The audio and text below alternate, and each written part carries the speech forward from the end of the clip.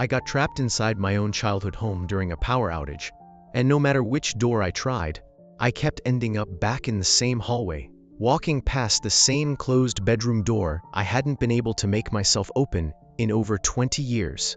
If a story like that gets under your skin, hit subscribe, because I still don't fully understand what happened to me that night, or why that house seemed to know exactly which door I was avoiding. I inherited my childhood home from my parents a few years back after they passed, and rather than sell it right away, I decided to spend some time there alone first, mostly to sort through decades of belongings before deciding what to do with the property long term.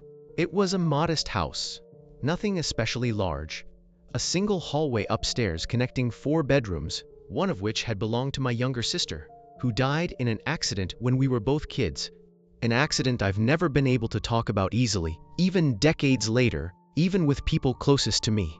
That bedroom had been kept essentially untouched since her death, something my parents never explicitly discussed, but which became an unspoken rule in our house for as long as I lived there.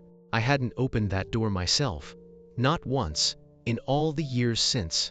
When I moved back in temporarily to handle the estate, I told myself I'd eventually work up to dealing with that room, though I kept quietly putting it off week after week, finding excuses to sort through literally everything else in the house first. One night, a severe storm rolled through the area and knocked out power to the whole house around 11. I wasn't especially worried at first. These outages happened occasionally growing up, and I knew where the flashlights and candles were kept. What unsettled me initially was simply how disorienting the house felt in complete darkness. Familiar in daylight, but genuinely difficult to navigate once every usual visual reference point was gone. I made my way upstairs with a flashlight to grab an extra blanket from the hall closet and reached what I assumed was the top of the stairs, only to find myself facing that same closed bedroom door instead of the closet I expected. Confused, I turned back toward what should have been the stairwell behind me, and found only more hallway, stretching toward what appeared to be the same door again, viewed from a slightly different angle.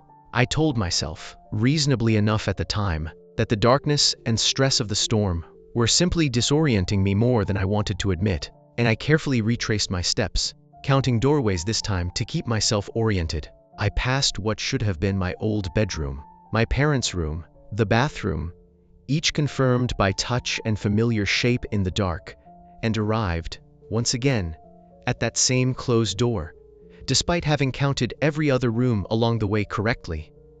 This happened, by my own increasingly panicked count, 4 separate times over what felt like an unreasonably long stretch of time. Though, when I finally checked my phone afterward, barely 20 minutes had actually passed.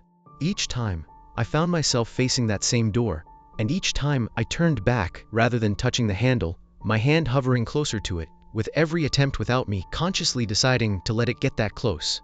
On what I've since told myself was simply my mind's own doing rather than anything about the house itself, I heard, very faintly, something that sounded almost like my sister's laugh, the specific way she used to laugh as a kid, coming from beyond that door. I stood frozen in the dark for what felt like a very long time, and then, without fully deciding to, I finally reached out and opened it.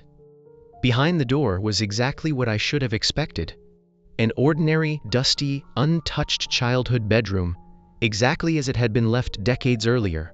Nothing more, nothing supernatural waiting inside, no version of my sister.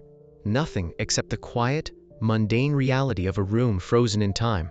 The power came back on moments later, and the rest of the house, when I checked, was exactly as it should have been. No more strange hallway loops, no further disorientation. I've never gotten a real explanation for those 20 minutes, and I've mostly settled on believing it was some combination of grief, stress, and the genuine disorientation of total darkness in a familiar space that suddenly didn't behave the way I expected it to. But some part of me has never fully let go of the sense that the house, or something in it, understood exactly which door I'd spent over 20 years avoiding, and simply wasn't going to let me leave until I finally walked through it.